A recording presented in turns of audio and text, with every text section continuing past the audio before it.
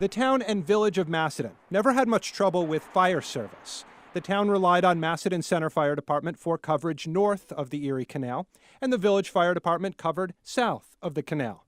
But there was one fire the town and village could not put out, their own.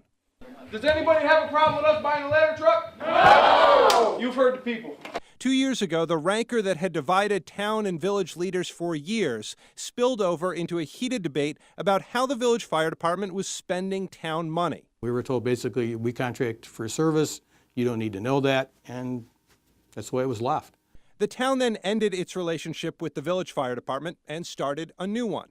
A new fire department formed called South Macedon and signed a 5-year contract with the town. Because of that contract, the town paid the new fire department $35,000 more last year than it was paying the village fire department, a move the village mayor calls ludicrous. Why would you not take money that is there and work to improve services and infrastructure instead of using it to duplicate and establish new ones? It makes no sense. There are now 3 fire departments in a 10,000-person town, and that extra $35,000 had to come from somewhere. People living south of the canal are now paying more taxes. You're putting the people in the middle of whatever dispute the town and the village board has. Do you think this is a good use of resources? As we grow, we're going to need another facility someplace, and I think now's the time to be looking at that. So how far away is the new fire station from the village one? Let's take a drive.